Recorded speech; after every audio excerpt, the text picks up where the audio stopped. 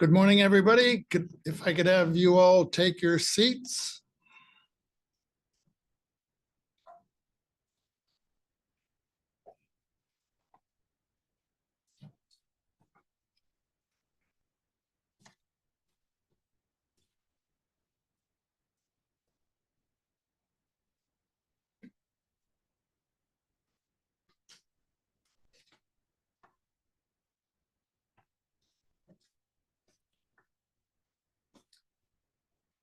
I'm Christian Escoven, the Coronado Roundtable president, and welcome all this morning. I'm glad you could all turn out for another great program that we offer here at the Coronado Public Library.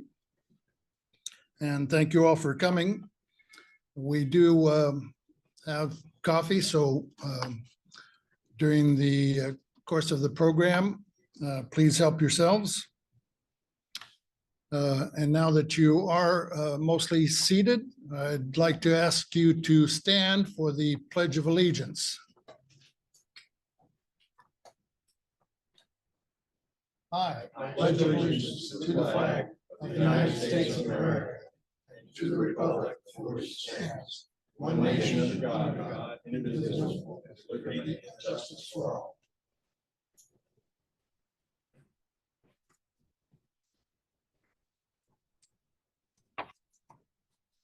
As you may know, our programs are recorded live on Zoom. So I'd like to ask that for those viewing at home, that you mute your computer or device. And please also turn off your cameras. You may use the chat box feature for the question and answer portion of the program.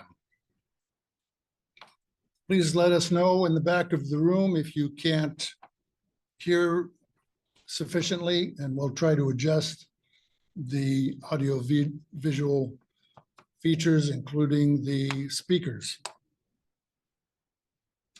We'd like to thank this morning Selena Valladolid here on the audiovisual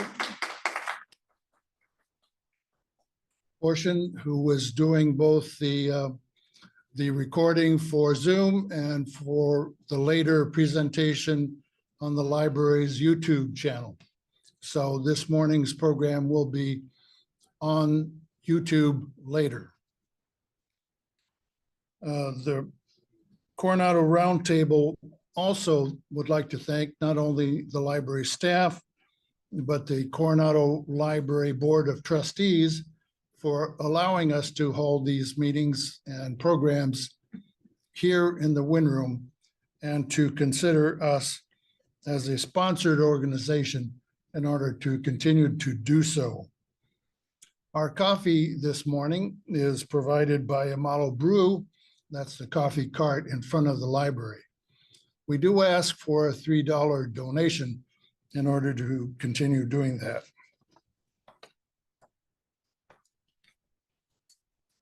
We do have a program coming up next month on September 27th that we would like to draw your attention to, and that will feature Mayor Richard Bailey, who will be speaking about his climb of Mount Everest.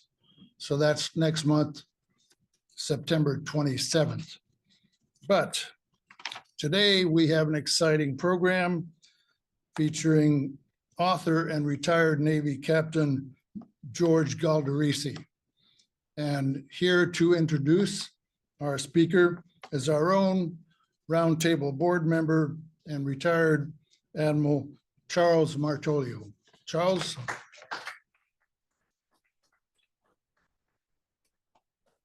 Good morning, everybody, and thank you for joining us. Our speaker this morning is a Coronado resident, uniquely qualified to speak on writing and getting published. He's the writer of 18 books, including multiple New York Times bestsellers, as well as the Tom Clancy Opsetter series, and the book on the famous kissing sailor photograph from the end of World War II. He's a career U.S. naval aviator responsible for bringing LAMP's Mark III helicopters, still in use today, into the Navy in the 1980s. His commands include the very first LAMP's Mark III helicopter squadron, the USS Cleveland, Amphibious Squadron 7, and the LAMP's Mark III Fleet Replacement Squadron. He's also an expert in electronic and cyber warfare.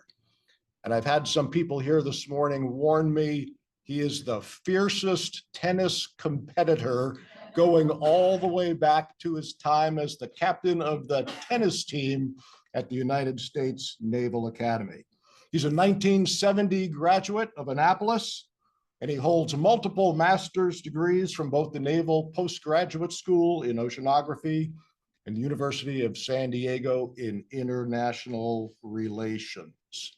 And I would be remiss if I didn't recognize Becky, who's also here with us this morning, very well known here in Coronado for her work as an educator in the Coronado school systems. So thank you for joining us, Becky. It's a pleasure to introduce a fellow security professional, a writer, and a leading Coronado resident who really doesn't need an introduction to this crowd. My honor to introduce George Galdorisi.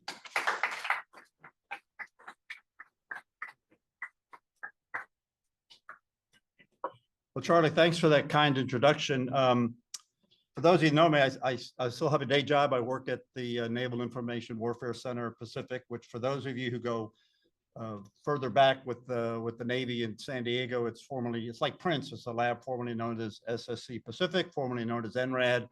And some of you have been around as long as I have, known as NOSC. So that kind of goes way back. But I appreciate the introduction, Charlie. When even now at the center, our commanding officer gives the overview brief, how many people work here and how many PhDs, and then he has me give our technical futures brief. And when he introduces me, he says, now you're going to hear from a knuckle dragon naval aviator on a closely supervised work release program. So this is a big step up. Couple of thank yous. I really like to thank the Coronado Roundtable board for putting these on. It's no trivial matter to come up with programs and invite people and set the room up and everything. So Christian and Charlie and the others on the board, thank you for that. Dave. Also like to thank the library staff. I've given presentations at a number of places in Southern California, and you also, Lena, and your staff make it so easy. So it's a pleasure to speak here. I'd also like to recognize my classmate Cutler Dawson.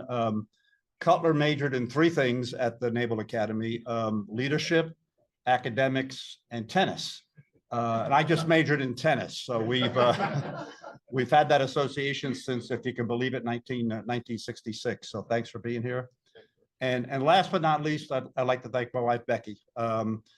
As I'll get to during this talk, being a writer, you have to kind of absent yourself from your family for some time while you're sitting in front of a computer monitor. And Becky has been gracious enough to let me do my passion. Has explained to our kids that Dad's not that abnormal when he does this. It's kind of okay, and made it a joy, not a chore. And she also likes the fact that I'm not alphabetizing the spices in her spice rack. So she says, stay in your little puka and do what you do. So Cutler attended, I believe, the presentation that CEO of the Abraham Lincoln gave some time ago. And he and Charlie and others raved about the fact that she did this great presentation with only 1 slide. So I'm going to show you more slides than one with a little trepidation, but it helps me tell the story. And as Becky said when she taught, people are visual learners. So I've got some visuals here. So let's jump right in if it's okay and kind of go. Anyone recognize this guy? Yes, sir. Simon Sinek, number 3 on the TED Talk hit parade last year. And why is he famous? Kind of a hint. he did this book, Start With Why. So I thought it's important to kind of say, like, why am I here and why are we doing this? And without getting all misty-eyed about it, I've had a lot of help with writing. People have given me a hand up. They all happen to be former naval officers, P.T. Duderman, Navy Surface Warfare Officer, Dick Couch, Navy SEAL, and one of Cutler's skiing buddies, actually, and David Poirier, another Surface Warfare Officer. So, you know, shame on me if I don't pay it forward. The other reason, the why for me is, as Charlie was kind enough to mention, Becky's taught in this town for decades. We still can't walk down Orange Avenue without some of her students coming up and saying, you know, you're a great teacher, and, you know, and stuff like that. And I'm going like, gee, that's nice. We were, as I'll explain in a minute, I did a writing seminar here for Coronado Adult Ed before COVID, and Becky and I were having dinner at Tartines this weekend. And a woman came up, Misty Cummings, she said, I just wanted to thank you for your class. I learned so much, and I'm working on my book. It was like, well, gosh, someone listen, this was great. So anyway, that's the kind of the why. So I'd be standing in line at the market, and someone, you know, who knew I wrote and I given other writing talks would say, oh, I've got a great idea for a novel. And we talk and I chit chat, and then we part ways. And I went, well, that was a nice encounter, but what did I really impart? And again, having been a naval aviator and living with a checklist for 30 years, you kind of get a little OCD and want to be more organized. I said, what's a more organized way of doing this other than hanging out at the bonds and hoping people come up and talk with me? So pre-COVID, I did 4 years of writing seminars for Coronado Adult Ed, 6 2-hour seminars, workshops, and you know, had a lot of students. Felt I imparted some good stuff, but I still went like, well, how can we reach more people than this? Because these were sort of episodic things. So I teamed up with a junior officer in one of my squadrons from way back when, who for me as a math major was a big blessing, because he majored in journalism at the University of Texas. So we did this book, and he's the reason all the big words are spelled right. That was to us a more organized way of getting the word out. So our publisher, Brave Ship Books, would be delighted if you bought this book, because that's what publishers do. They make money by publishing books. But you don't have to, because it's here in the Coronado Library. And if it's checked out, it's in the San Diego Library. The point is, I'm not here to sell books. It's, you know, to make people aware of a resource that they can use. And so what we did is subsumed the information that I did in those seminars into the book. And we also had, within the Brave Ship label, we've got about 12.5 authors, or writers. So they all contributed sidebars to the book. So we tried to bring together the collective wisdom of that group, if wisdom is not too strong a word. Now, I went on the internet and looked for a picture of someone who is skeptical. And I thought this one's sort of okay. So if there's any of you that are skeptical like this guy, you might be saying, why is this guy trying to help other people write? Because it's a zero-sum game, and they're going to, you know, saturate the market, and then I won't sell as many books, which is a fair question to ask. So there's a 2-word answer to this. Anyone recognize this guy? He's a writer. Did books about the mafia. Mario Puzo. So Mario Puzo wrote The Godfather, believe it or not, back in 1969. And it was fabulously, as I'll talk about later, it was fabulously successful. And he did 2 more books after that, The Sicilian, which didn't sell as many, and Omerta, which didn't sell as many. And why was that? Because once The Godfather hit, everyone and his brother wanted to write a Godfather book. And, you know, and they would advertise a bloodier than the Godfather, more suspenseful than The Godfather. And most of them were awful. So people would read these awful Godfather books, and the next book that Mario Puzo published, it was like, it's Godfather stuff. It's probably junk. So the point is, you know, if you raise the bar for everyone, more people will read books, regardless of who they're from. So that's kind of the notion there. So this is anyone recognize this guy? Tony Robbins, you can do it. This isn't a pep talk, Tony Robbins. This is just kind of to share with you the ins and outs of writing, and most importantly, how you get published, how you get, as a title slice out, how you get your book out into the book or story out into the world. So you can't hear from a Navy guy without a checklist, right? So in the seminars that I did, and in the book, this is kind of the way we did it. It's kind of a step by step. So that's what we'll, compress those 12 hours of seminars into 45 minutes here. So it's going to be a little fast and furious. So the question is, why write? So we'll just surf the wave tops. Becky and her fellow school teachers probably taught this in 3rd or 4th grade. Most of you remember this from Rudyard Kipling. So the question you ask, again, just going through it a little methodically, is some things to consider, using those W and 1H words, kind of the who, what, who, where, what, when, and why. So those are, before you stand in the Bonds line and tell someone you want to write a 100,000-word novel, these are some of the things you want to consider, those 6. Okay.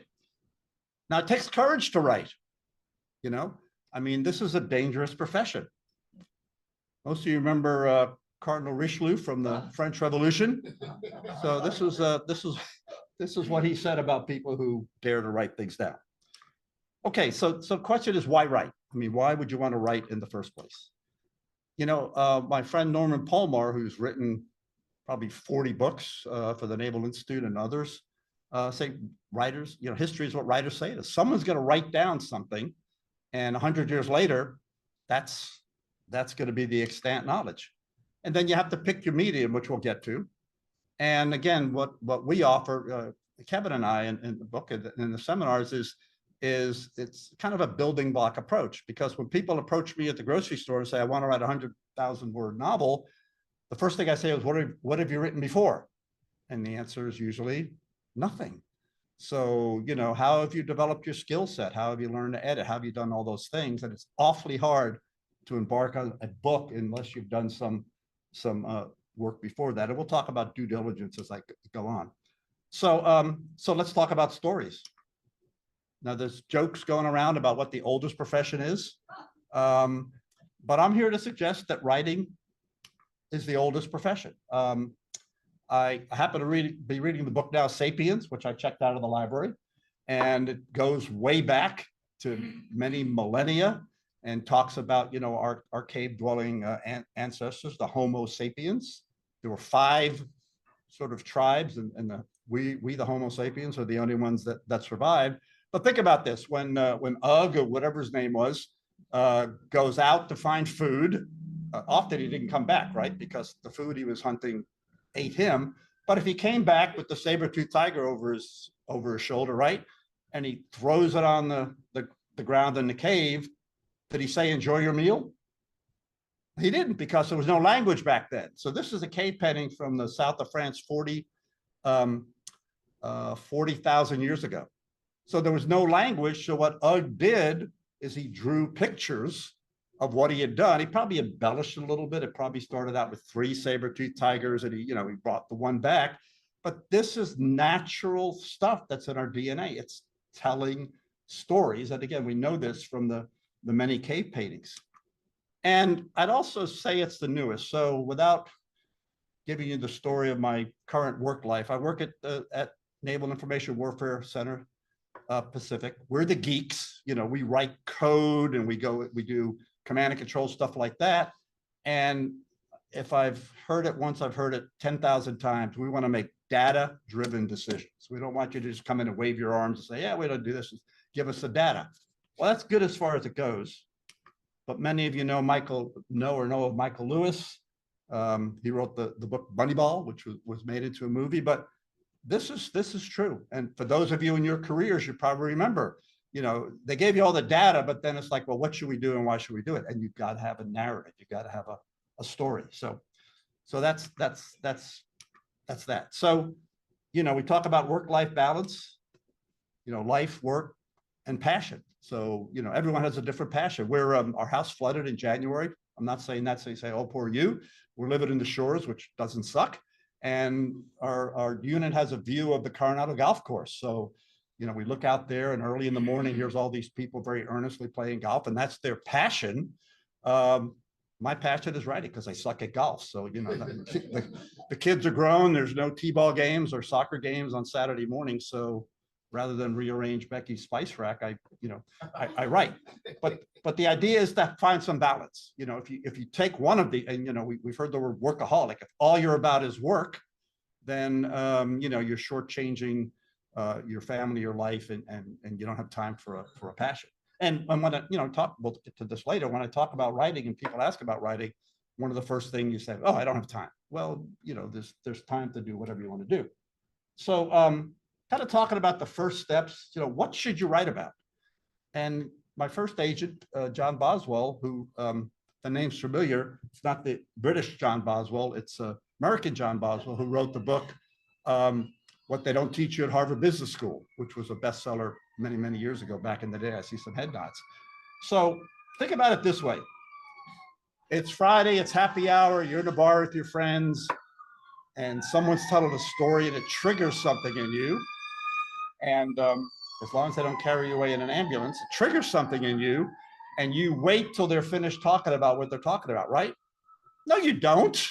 You know, you want to tell what you got to tell, and it's because you're passionate about it. So what John always said is when you decide what to write about, you know, what are you really passionate about? A lot of people write about World War II because it really strikes them at their core. Maybe their parents, a parent fought in World War II. Things you wish you had more time to do. And if you had a year off to say, do whatever the heck you want to do, what would you be doing? Maybe you'd be painting. Maybe you'd be building Habitat for Humanity. So, and what do you think about when you're alone? What issues concern you? You might be politics, it might be the climate. And, you know, the last one is what do friends ask you about? We've got a dear friend, also retired helicopter aviator, and he could fix anything. So it's like, you know, he's the guy people turn to for advice.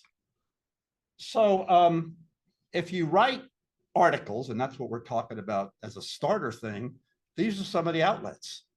And the point is, all of these newspapers, magazines, journals, they're not doing pro bono. There's not a charity. They want to make money. They make money by selling advertising, but there's got to be some content. So they're needing content. And as you know, here in Coronado, the Eagle Journal comes out every Wednesday.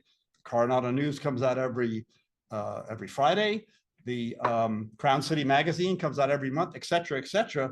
And these things couldn't exist without content. So it's easier than you think if you can deliver something that's in the English language and on time, and you don't gripe when the editor edits it. You know, you've got a friend there. And then we go to books and stuff like that, which we'll talk about. In the seminar, there was a fellow who was a sailor. He owns a boat, nice boat, at Coronado Yacht Club. And we first put this up.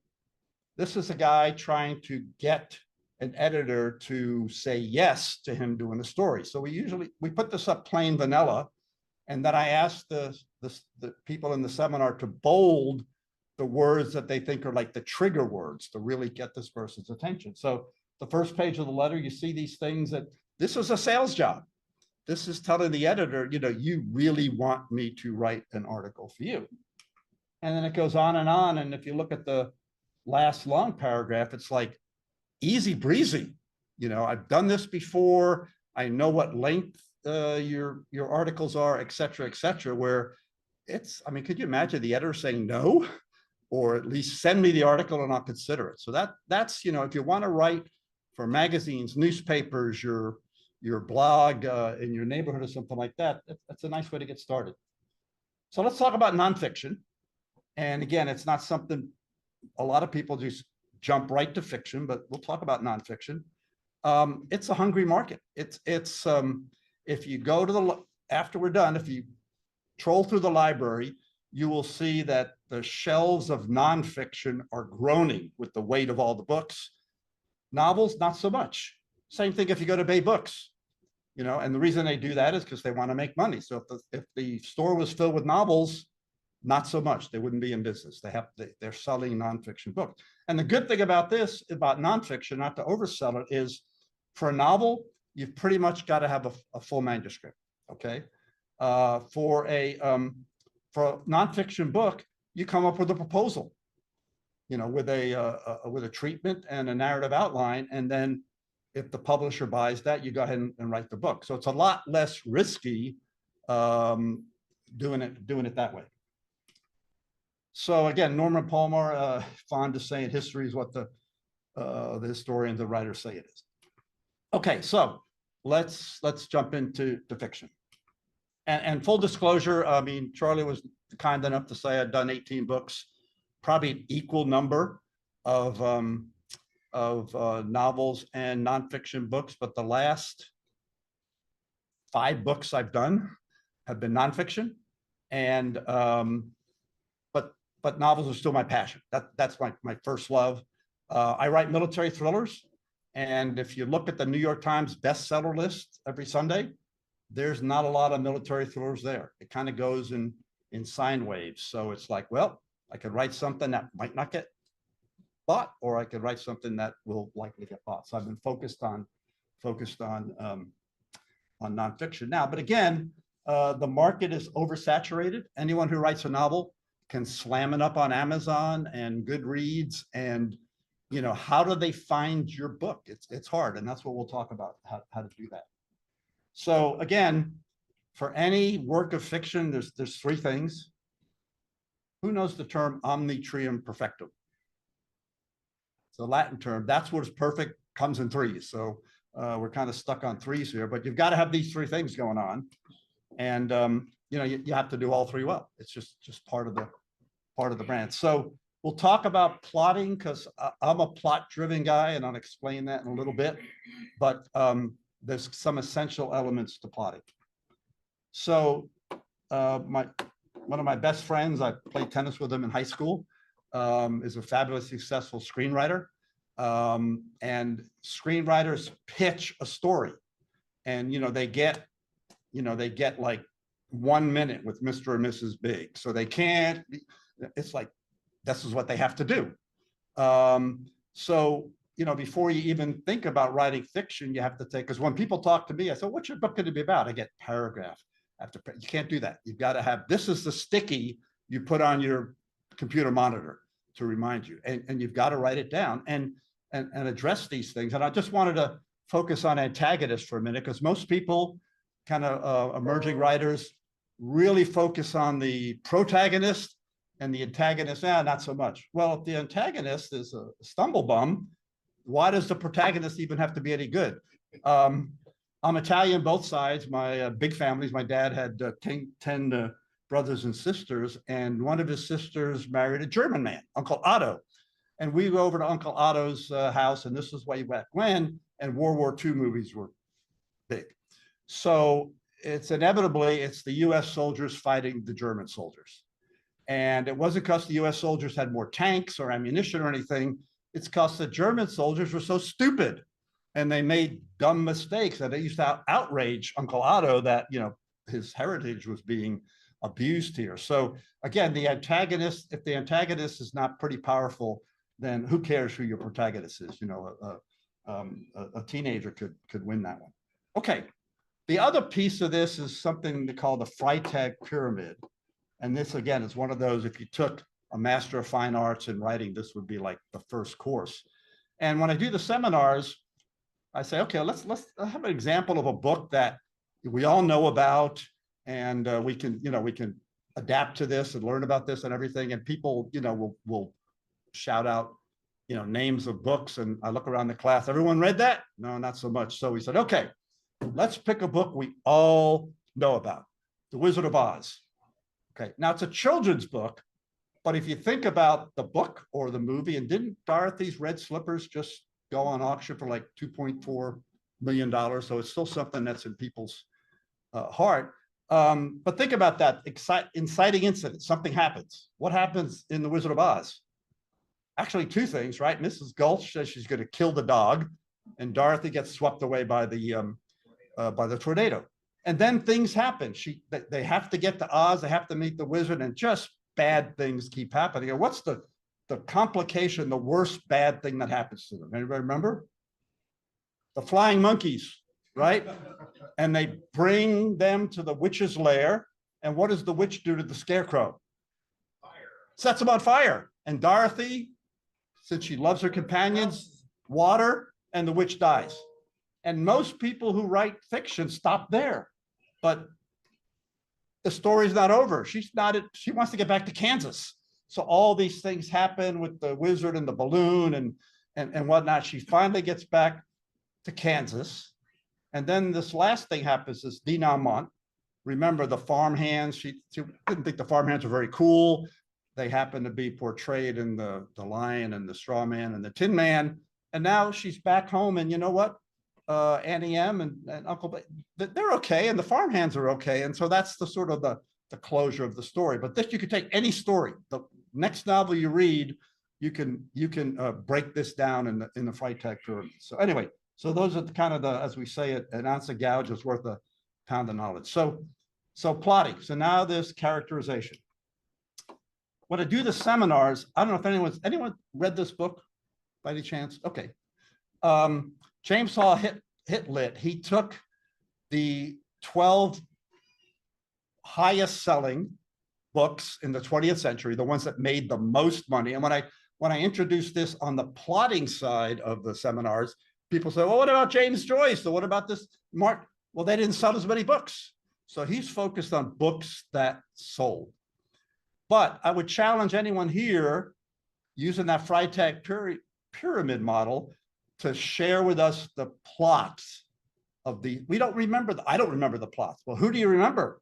You remember the characters, you know, Gone with the Wind, Rhett Butler, Scarlett O'Hara, you know, The Godfather, Don Vito Corleone, Michael Corleone, and people talk in novels about character arcs. You want to talk about a character arc, Michael Corleone, the former Marine, the good guy, and by the end of the book, he is the most ruthless of any of the Corleones ever met. Hunt for Red October, Mario Rambis, Jack Bryan, Da Vinci Code, Robert Langston, Sophie, et cetera, et cetera. So we remember the characters. So your characters have to be strong and memorable. So we've talked about plotting and characterization, and there's always this, well, what's more important? Or what's the difference?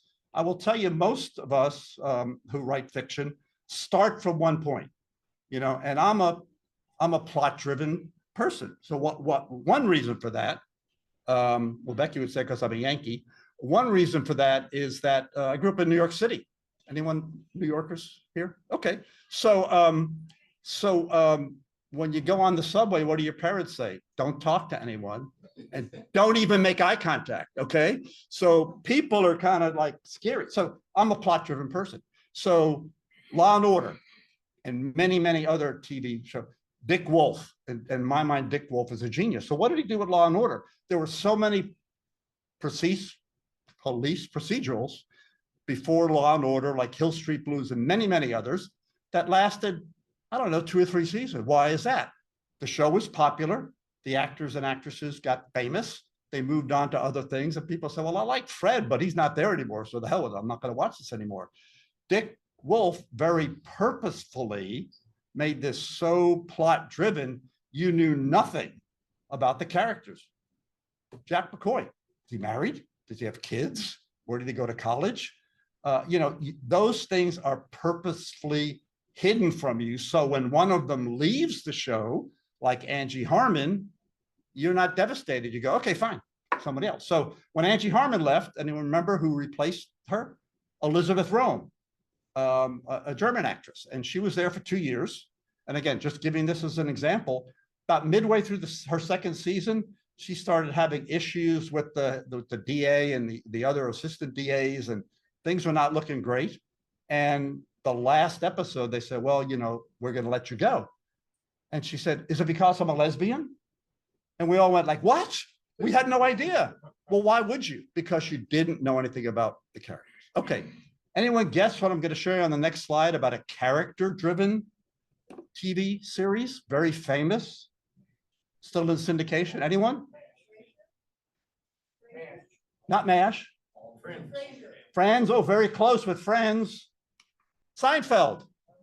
Okay, so character driven, with these four characters, with Jerry and Elaine and George and Cosmo, and you knew these people. In fact, Jerry Seinfeld there was an interview one time, and someone said, "Well, what's the show about?" And he said famously, "The show's about nothing. It's the minutia of daily life, but you love those characters." If you like Seinfeld, imagine after season 3, they announce, "Well, these 4 actors are leaving, and next season we're going to have 4 new actors." Who would watch? No one. So again, extreme character. So I thought it was just important to show that dichotomy between the plotting and the characters. Okay, action. I've been to many writing seminars. I've read countless books on writing. I've never heard anyone talk or read a book about action, because action has to evolve naturally from the story. You can't just say, "Oh, I've written 18 pages, don't have any action. Let's slam some action in there." So it evolves, and I couldn't begin to try to teach that. I will tell you as an example, one of my writing mentors, who Cutler and he and Cutler dare each other on the ski slopes every winter. So I'm glad Cutler and Dick are still around.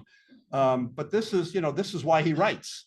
And you can see the action implicit in this as he's doing things as the national security advisor, or more important, as the young officer. And that's how the action evolves. So again, action is part of it. You probably haven't read a novel, and different novels have, different intensity of action.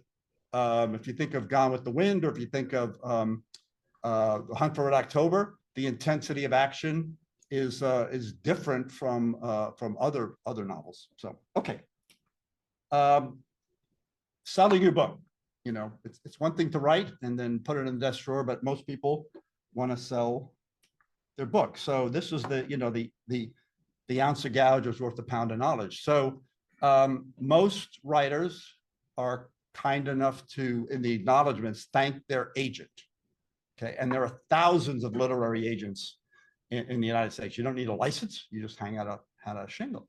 So you can exhaust yourself writing letters. And oh, by the way, back in the day when you could throw a story over the transom to a publisher, those days are gone forever. Publishers now use agents as the speed bump or the force shield, or whatever you want to call it, and expect the agent to only bring books to them that are sellable. And we could talk more about how that works. But most writers are polite enough to thank their agents. So you take your book or your book idea, and you go to the library and you find books like yours. And it'll say, I want to thank my agent, Johnny Jones. So then you go to another place in the library, and there's a book with the contact info for every single agent in America. And so you pick those, you pick those that list of half a dozen or a dozen, and you write those agents and say, "Dear Johnny Jones, I see that you agented Sammy Smith's book about murder in the Coronado Public Library. Well, I've got a book, Murder in Spreckles Park, which is so different because the protagonist is a clergyman or a person with disability or whatever, to trigger them." So what does the agent say? Well, this person, number one, has done their due diligence. Number two, they've kind of tickled my imagination, and all you're wanting them to do is say, "Well, send me your proposal." So that's kind of how you get to first base with agents, and I can tell you it's worked for many people. So we spend more time on this in the seminar, but I'll just surf the wave tops here. If you're interested in selling a book in particular, if you don't have a website, stop, because any agent, any publisher wants to know you're out there, and they're going to ask how many Facebook followers you have and how many Twitter followers you have and whether you have a YouTube video. And we'll talk, in the Q&A, we could talk more about sort of the how-tos, but you've got to have some presence online. And then, the other part of that, and again, full disclosure, I'm not a digital native, so I have someone build my website, which I'll show you in a few slides. But most people can do, and those of you who have children or grandkids who are computer savvy could probably do that for you easy. And then social media. And there's so many outlets for social media. And I will tell you that there are some emerging writers who try to be on everything, Instagram, TikTok, Twitter, Facebook, et cetera, and they exhaust themselves doing that. And again, in some ways, it's a zero-sum game. Either you're writing or you're doing stuff on social media. So for me, the only social media I mess with are Facebook and Twitter. And that's enough for me. But you want to have some social media presence. And if you put one thing on Facebook on January 3rd and the next one is February 29th, people stop being eager to look at what you're posting. Okay, so this is a pitch, if you will. So about 10 years ago, Tom Phillips, who sadly has passed away, another helicopter pilot. We have our Naval Helicopter Association symposium every year here in San Diego. And it's Friday nights, the last day of the symposium. And Tom and I both wrote for our Naval Helicopter Association magazine, wrote a review. So we knew each other kind of as writers, but not as like close buddies because we're in different helo communities. And so it's Friday night and we start talking about combat search and rescue. And for those of you not in the military, combat search and rescue is when they capture one of our soldiers, sailors, airmen, and Marines behind enemy lines, and we need to go get them. And this is something we've done since the Revolutionary War. And it's always been important, but it's more important now. Why is that? Because as opposed to 30 years ago when they would put them in prison, what do they do now when ISIS captures one of our warfighters? They assassinate them, cut their head off. So it's an urgent thing, and it's a discipline that's grown over the years. So, if you have enough beer, anything's possible. So we said, we ought to write a book about combat search and rescue. So Monday morning, we sobered up and said, well, someone's done this already. They hadn't. So the too long story here, we knew of people who'd done rescues, and one of them was retired Admiral Bill Terry. He had rescued people in Haiphong Harbor. So we wanted to know about his rescues. And he said, well, I've written it all down. I'll ship it to you. You're going to get 5 volumes that I've written for my family. And just take the rescue stuff out, use it, and don't share the rest of it. We said, fine. He sent us these 5 volumes. It was so uplifting. I mean, he talked about, well, Johanna and I moved to San Diego in 1964, and we looked for an apartment in Chula Vista, and it was $326. It was more than we could afford. And the story of their lives. So why did he do that?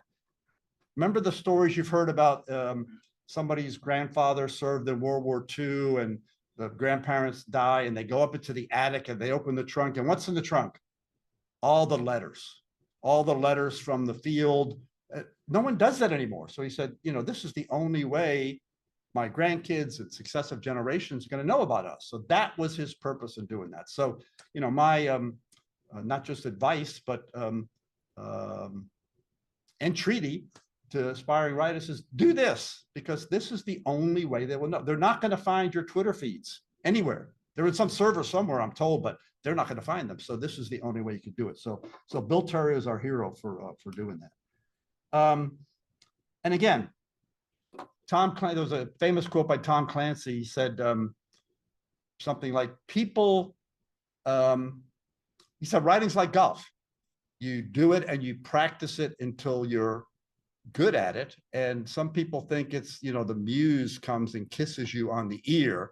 He said, it's not so. Writing is work and it's a passion. So, but it's what people do, and we are what we read. And then, again, this goes to, I don't have time for writing. And so Bernard Schaefer in this wonderful book, says, well, you can make time. These people did. Okay, almost to the finish line.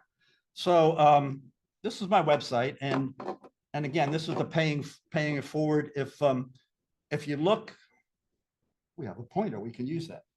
If you look under services up here, there's writing seminars, and I've taken the 6 2-hour seminar slide sets from the Coronado Adult Ed, and I put them on the website, and you can click through the slides. That it's more expansive than what you've heard here. So you can kind of, re-get those. And Selena and her colleagues have been kind enough to invite me to kind of regenerate that seminar here at the library this fall. So we're going to do that, and I'm sure there'll be an announcement. But that's that's one thing you can mind.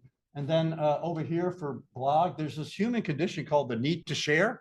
So again, it's without getting misty, I just kind of paying it forward. So if I read an article in the New York Times or the Washington Post about writing, it's, oh, this is great, I need to share it. So I put it on my blog, and there's 6 pull down things, and one of them is writing tips. So there's several score of those there that you can avail yourself on. Okay, how many people here are former military? Any service?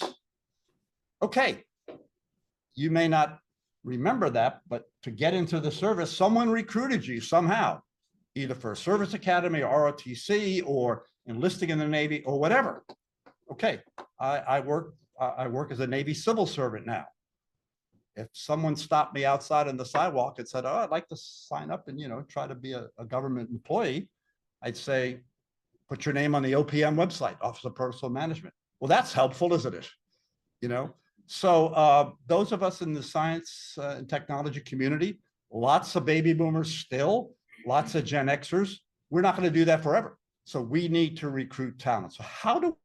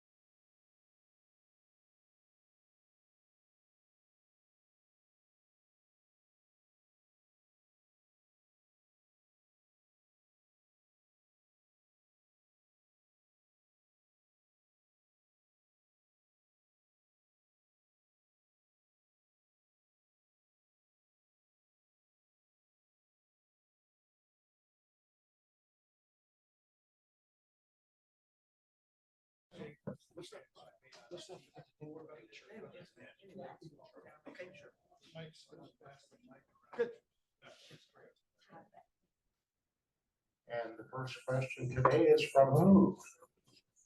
All right, Steve. It was a great talk. Great talk. Thank you. You're too kind.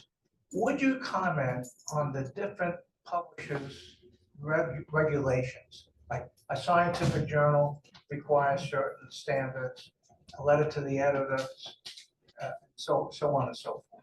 Yeah, no, that's a great question. Thank you for that. The good news is most journals, I'll use the U.S. Naval Institute proceedings, which I'm most familiar with. They, not every month, but periodically they say, for a letter to the editor, it should be this long.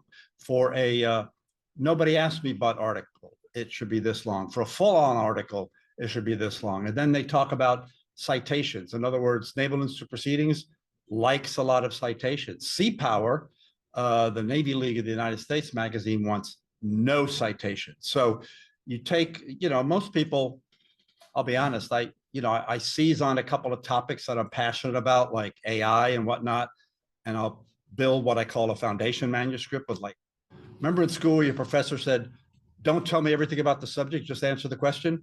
Well, I say everything about the subject in this document. And then depending on the magazine and their criteria, which they all list, then I'll shape it that way with basically the same grist of information. So yeah, they're all, and then there are, if you're talking about books, there are pretty much house rules for how long a book should be. Novels, 70 to 90,000 words is a sweet spot. And if you write a novel, 70,000, 90 sounds easy. Guess what? That's the easy part. Then you have to edit it and copy edit it. And it is laborious. So the difference between 70,000 words and 120,000 words is like 6 months of your life. So it's how long does this really need to be? And then same with and I didn't mention with nonfiction, there's kind of two types of nonfiction. One is nonfiction that tells a story, like a biography. And the other nonfiction is like how-to, like a cookbook. And so if you want to write something like a cookbook, you can't get arrested unless you've got a platform. You have a TV show about cooking, or you are on a tour of the country about cooking, or you're a chef for the international, whatever. For a biography or a memoir, something like that, it's just the quality of the story. You don't have to have a platform or be famous. Does that help address the question? Yes, sir. Thank you. Next question, Dave Landon. Thanks very much, George, for sharing your insight. Always informative, no matter what I talk to you. Going forward, looking forward, ChatGPT/AI, we know that right now Chat 4.0 has an IQ of about 130. Einstein was 160, and 5.0 is coming out this fall. Looking forward, how do you see that as a threat to authors in writing both fiction and nonfiction? Yeah, no, that's a good question. And I know you had a presentation here several months ago about AI, and that came up. I think, without dodging the question, I think the jury's still out. I know in academia, they're working hard to come up with ways to sniff this out. So if a student submits an essay that's clearly done by ChatGPT, they'll find you out.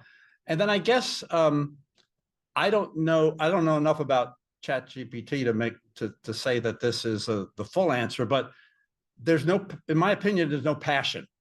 When I did that book on the kissing sailor, and it's all about, there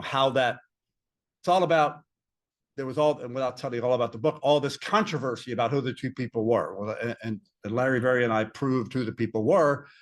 That's, when we first pitched that book, people said, it's an article, not a book, because there's not enough there.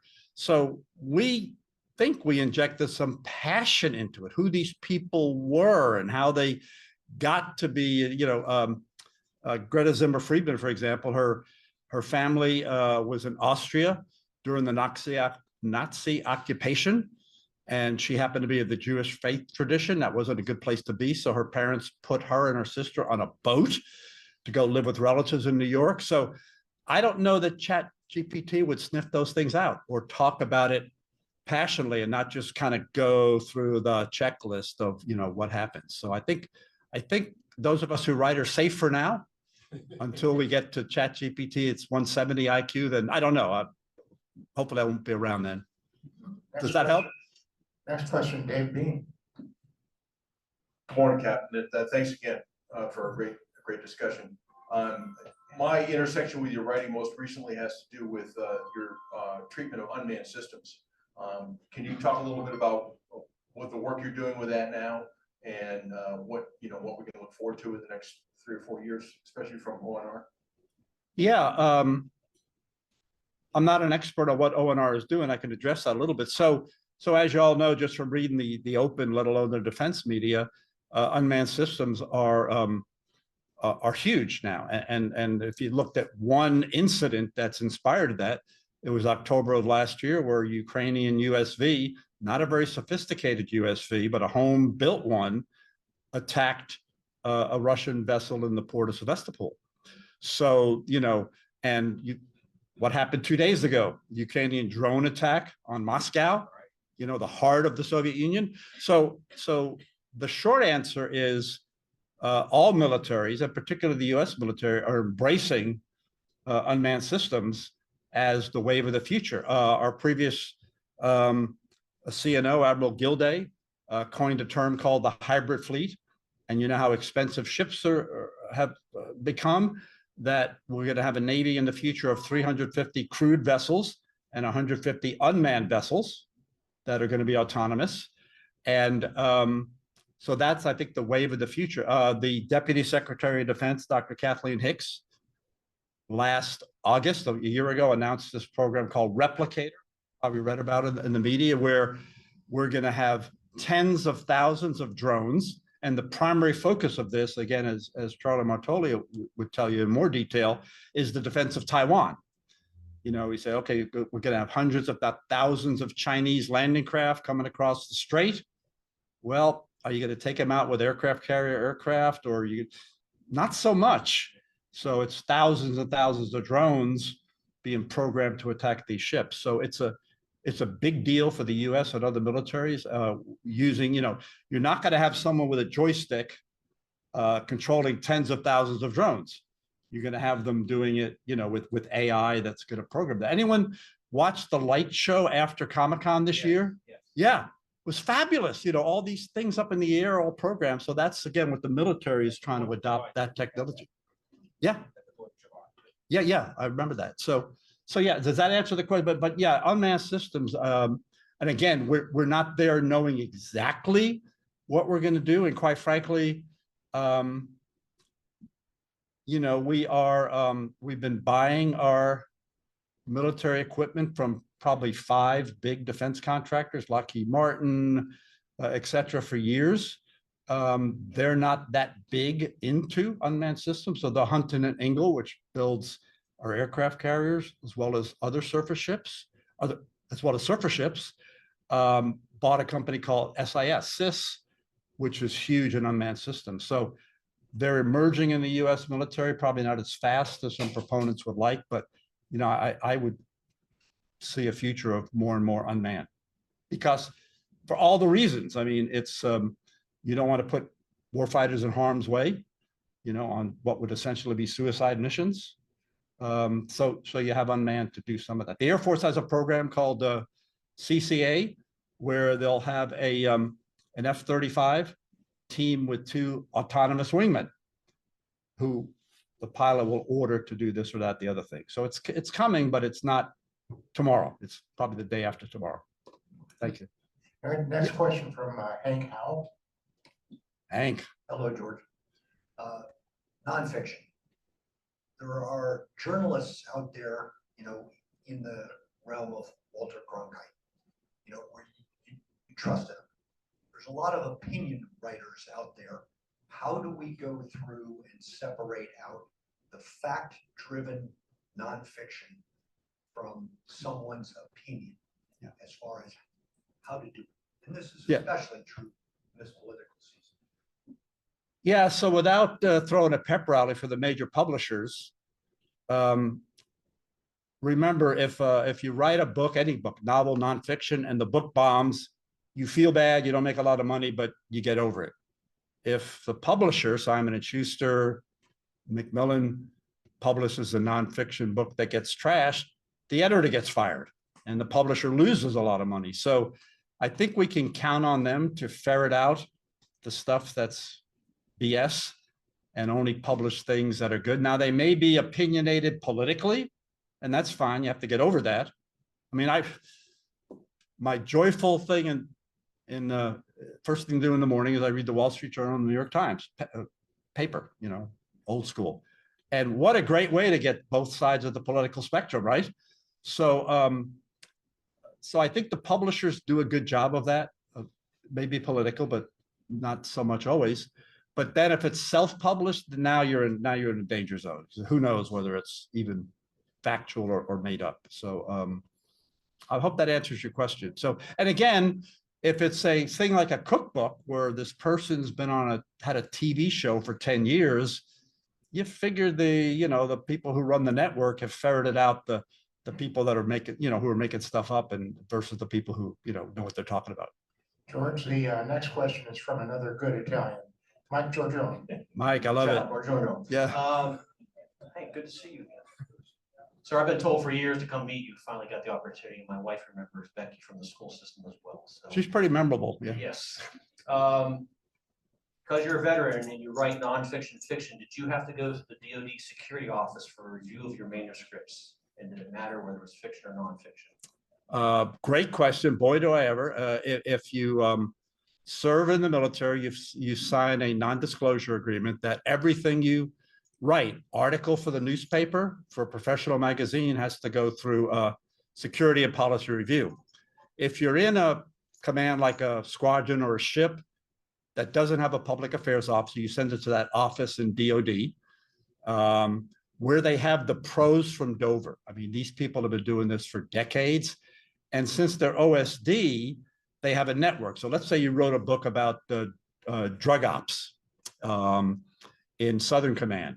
Well, they may be able to ascertain a lot of things, but some things they don't know. So they'll reach out to Southern Command and say, hey, tell us about this. Is this made up or is this real? If you're in a command with a public affairs officer, which is like the one I'm in now, they default to the public affairs officer. That person, he or she, reviews your article or your book or your manuscript and determines whether you pass. And this is important. So in the OSD office, not to tell you too much, they've got one section which is the pre-publication review. And they've got another section called the post-publication review. And they ferret out books written by military or former military or civil servants. And there's a famous case about 4 years ago where there was a SEAL, Navy SEAL, who wrote a book that sold millions of copies. That office clawed back $5.2 million from that dude because he hadn't sent it through first. So yeah, very important thing if you ever work for the government. And it's not a painful thing because that, I've gotten edits from them where it's like, oh, I didn't know that, and so they Did your fiction work have to go through that? Oh, yeah, anything you write, articles. And it was smooth, I agree. It was not burdensome. No, it was just part of the deal, so. Okay, next question. Thank you for the talk. I have two questions. I know you mentioned social media. In this day and age, is it possible to have success as a writer without delving into social media and focusing on following? So yeah, I guess it depends on how you define success. I mean, so particularly if so a couple of things. So if you go through a major publisher or even like an academic publisher, back in the day, they would put you, even if your name wasn't James Patterson or, or Brad Pitt, they would send you on a book tour all around the country and you'd be signing a book. Good friend of ours, Taylor Killeen, wrote that book about Navy wives during or a Navy person who served during Vietnam. And they sent her on a book tour, but that was a very special case. So I want to address your question, but I'm getting a little long-winded. So, but those days are gone forever.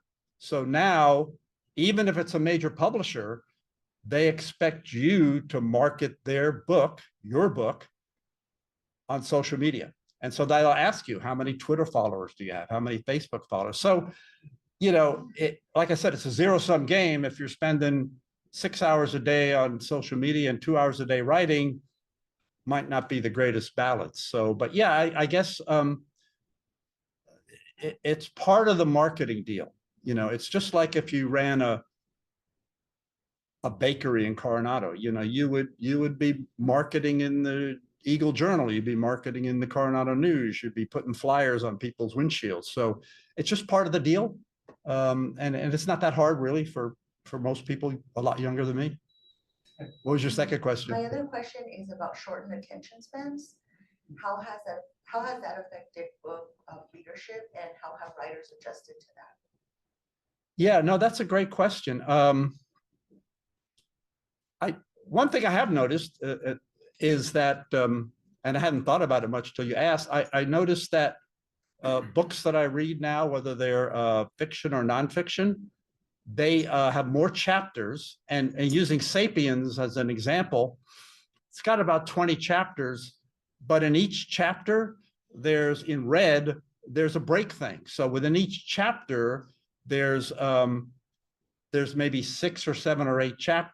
So that, for me, solves the short attention span, as well as how late at night I'm going to try to stay up reading it. Okay, here's a good break point.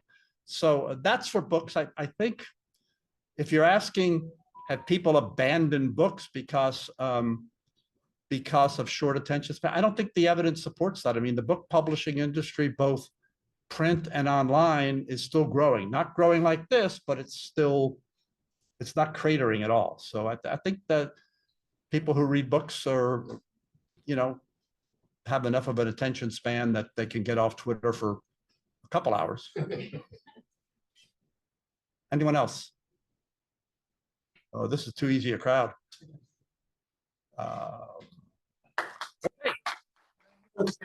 Galdorisi.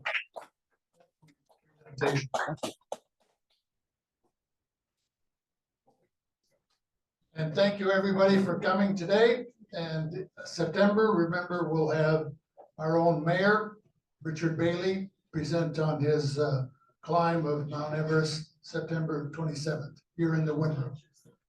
Thank you all again, and we look forward to seeing you next month.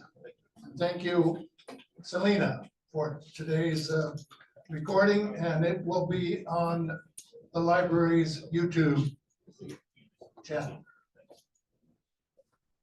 Hi.